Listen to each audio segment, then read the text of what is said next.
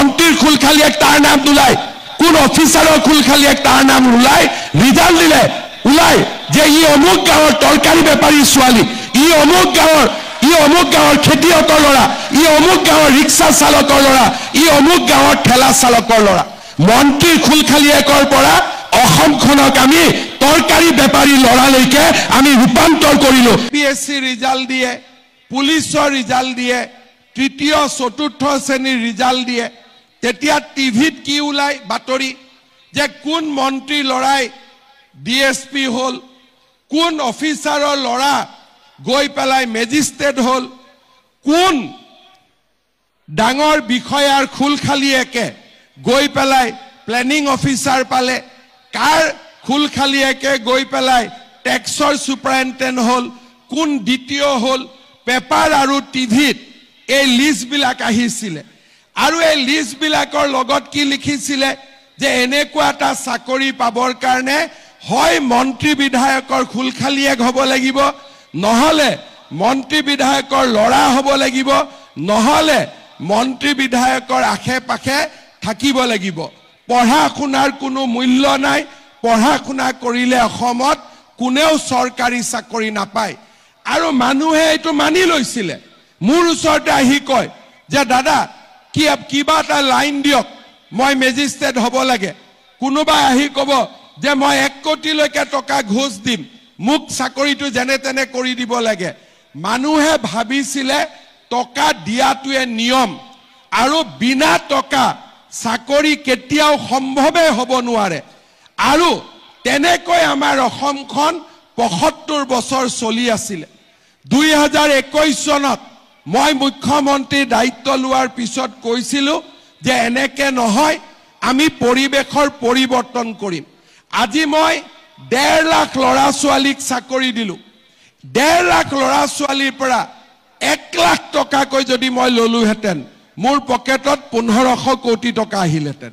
আৰু 1 লাখ দিয়াটোত কাৰো আপত্তিয়ে নাই। 10 লাখ, 15 লাখ, 20 লাখ, 1 কোটিলৈকে দিয়ে। 1 লাখ দিলেতো হাঁহি হাঁহি দি দিব। আজিয়ে যদি মই ইয়াত কওঁ যে আপোনালোকৰ ল'ৰাক মই চাকৰি দিম, 1 লাখ টকা মোক গধূলিৰ ভিতৰত দিয়ক, চবেইতো গধূলিৰ ভিতৰতে লৈ আহিব। 1 লাখ টকা যদি মই ল'লোহেঁতেন, 1500 কোটি টকা মোৰ ঘৰত গ'লহেঁতেন। কংগ্ৰেছ দলে কয় যে মই দুৰ্নীতি কৰোঁ। আৰে দুৰ্নীতি যদি কৰিলোহেঁতেন, 1500 কোটি টকাটো মোৰে পকেটত আহিলেহেঁতেন।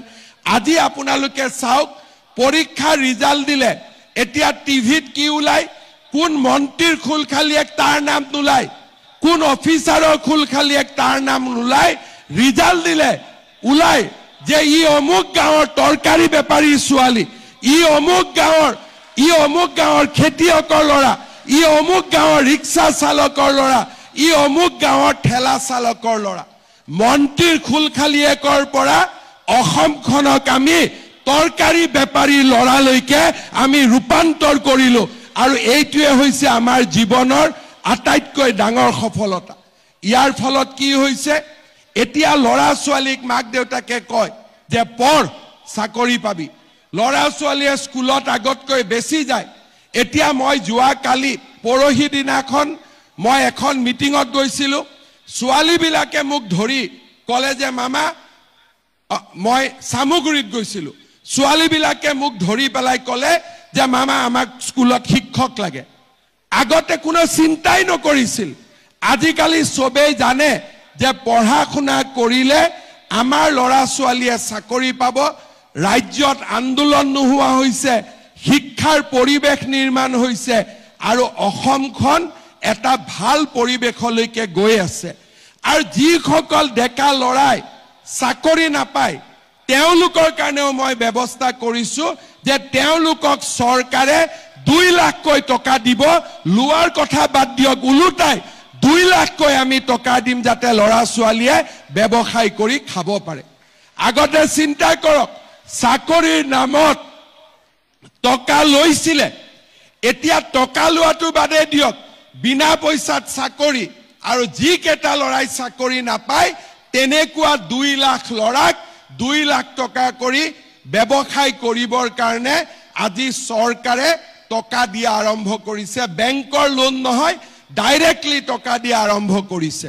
আপোনালোকৰ এই গোটেই কথাবোৰ আপোনালোকে আলোচনা কৰিব কংগ্ৰেছৰ মানুহবিলাকে আমাক ইমান দিন শোষণ কৰিলে আমাক একো সুবিধা নিদিলে ৰাস্তা নবনালে দলং নবনালে স্কুল নবনালে এতিয়া একোখন হাই স্কুল বনাবলৈ কংগ্ৰেছৰ দিনত এমএলএ দিছিলে 2 লাখ 5 লাখ টকা এতিয়া মই এখন হাই স্কুল বনাবৰ কাৰণে 8 কোটিকৈ টকা দিব আৰম্ভ কৰিছো যাতে ধুনিয়াকৈ ডন বস্কো সেন্ট মেৰিজতকৈ আমাৰ হাই স্কুলখন যাতে ভাল হয় আজি আপোনালোকে অসমৰ পৰিৱৰ্তন চাব প্ৰত্যেক জিলাতে মেডিকেল কলেজ হৈছে প্ৰত্যেক জিলাতে ব্ৰহ্মপুত্ৰৰ ওপৰত দলং হৈছে প্ৰত্যেক জিলাতে আজি একোখনকৈ বিশ্ববিদ্যালয় হবৰ কাৰণে আৰম্ভ কৰিছে 3.5 বছৰৰ ভিতৰতে আমি যিমান পাৰো আমি পৰিৱৰ্তন কৰিছো মই কৈ গলে ইয়াৰ মাজত চৰাইদেউ মৈদামৰ কথা